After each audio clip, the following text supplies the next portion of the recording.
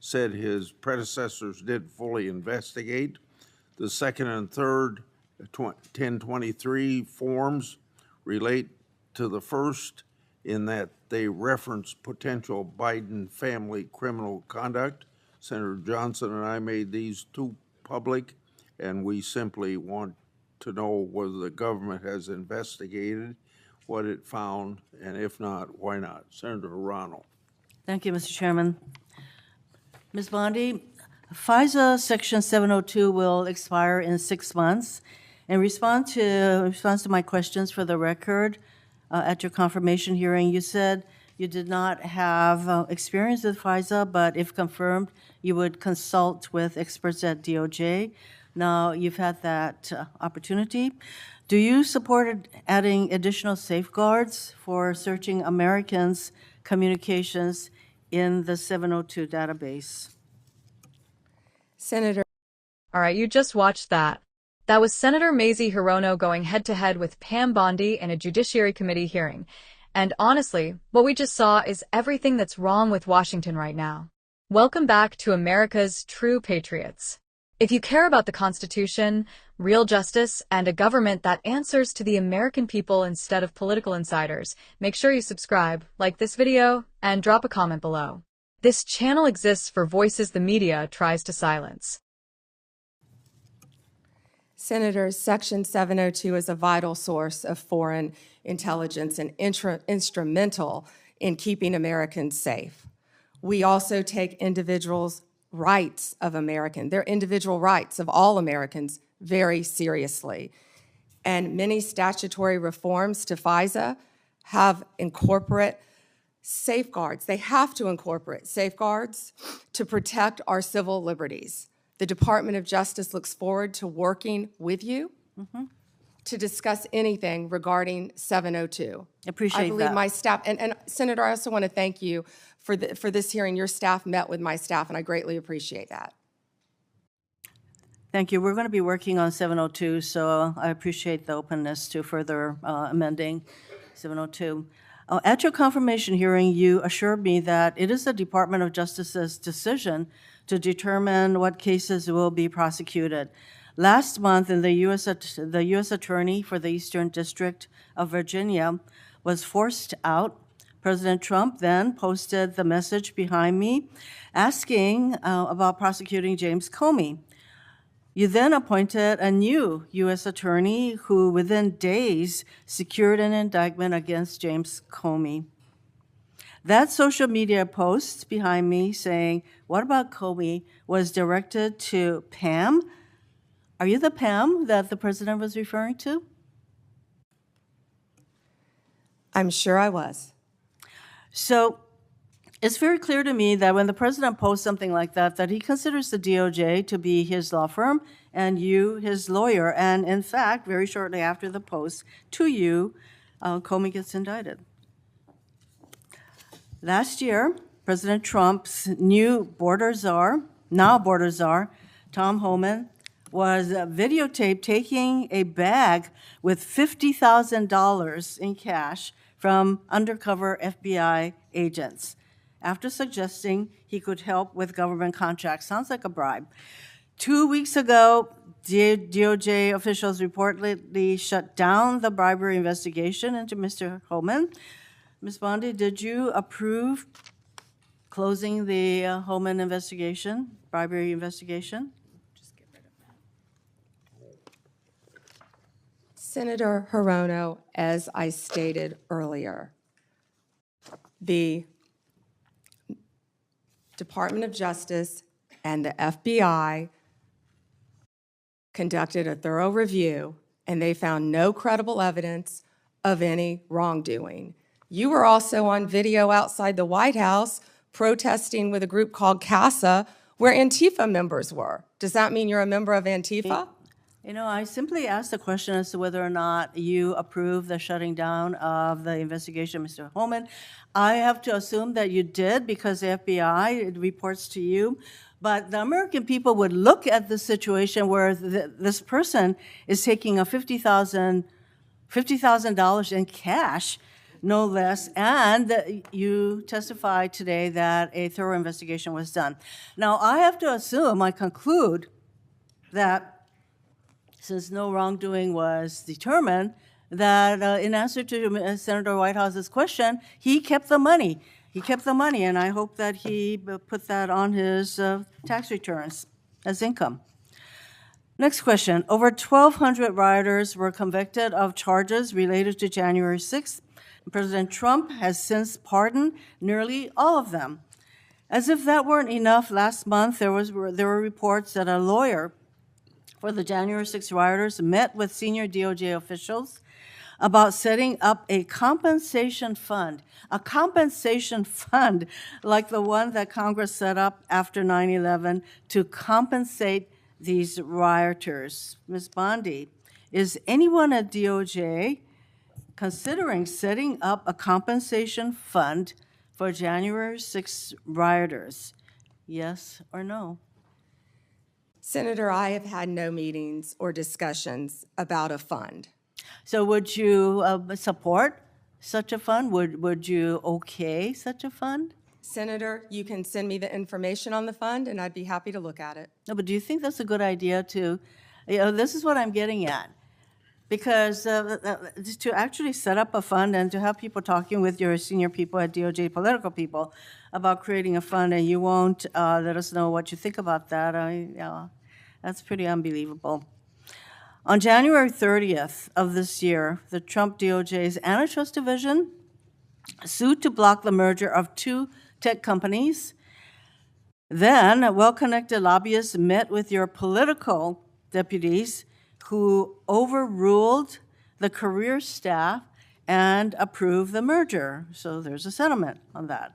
And separately, DOJ sued Ticketmaster last year for monopolizing concert tickets and forcing consumers to pay outrageous fees. Ticketmaster has hired the exact same lobbyists who met with senior DOJ political people regarding the merger of the two tech companies.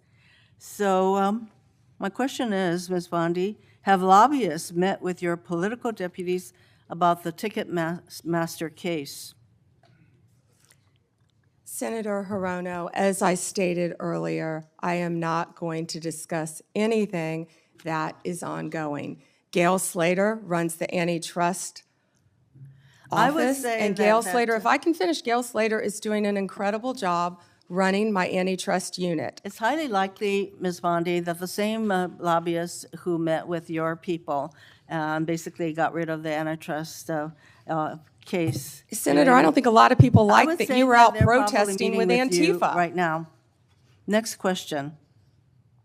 You have fired dozens of career prosecutors because they worked on cases involving President Trump or January 6th rioters. For example, one career federal prosecutor who secured over 100 convictions in Florida.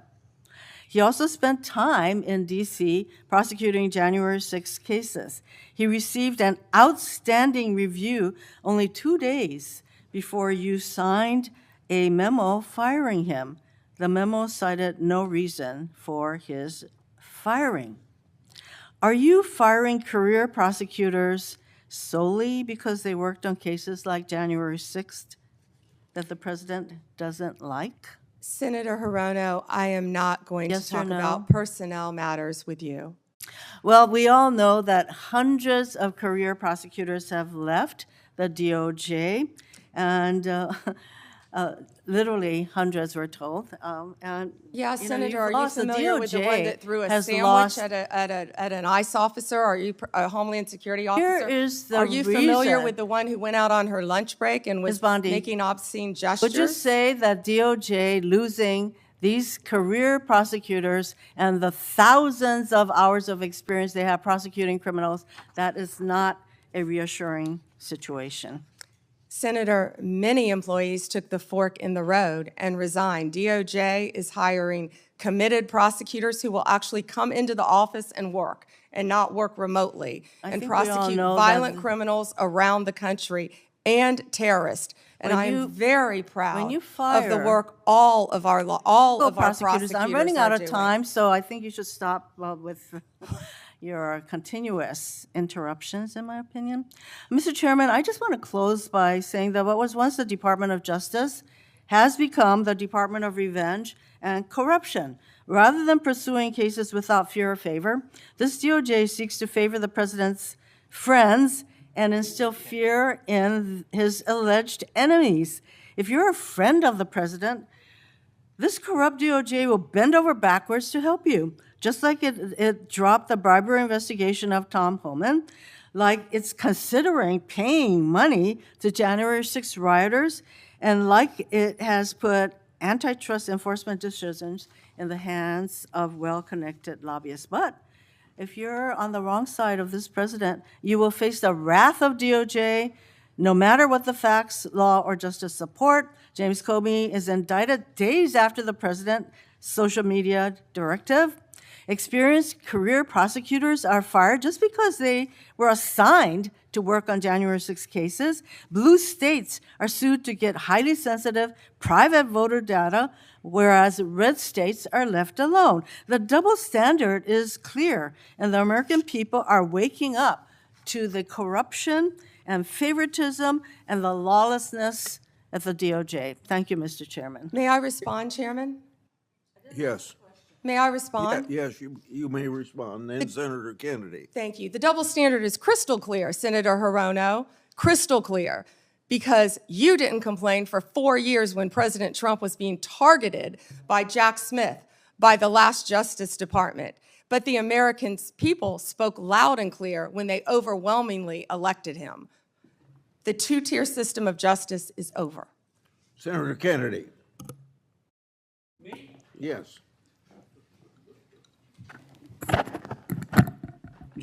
Now, let's break this down. Senator Hirono didn't come into that hearing looking for truth or accountability. She came in looking for a headline. From the very first question, it was clear this wasn't oversight. It was political theater designed to paint the DOJ as corrupt simply because it isn't doing the left's bidding. When FISA Section 702 came up, Pam Bondi gave a reasonable, common-sense answer.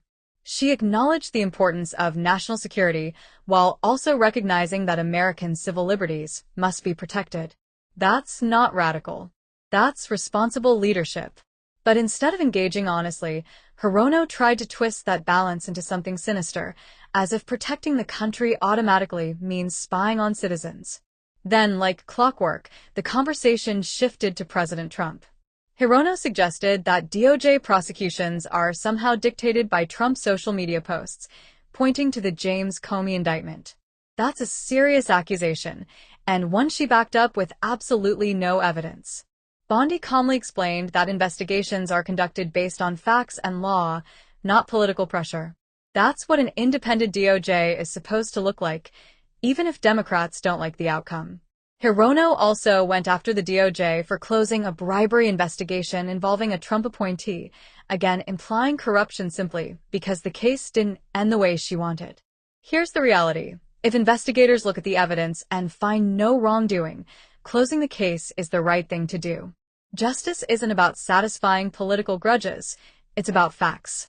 What really stood out was the double standard. For years, Trump allies have been aggressively investigated, prosecuted, and dragged through the mud.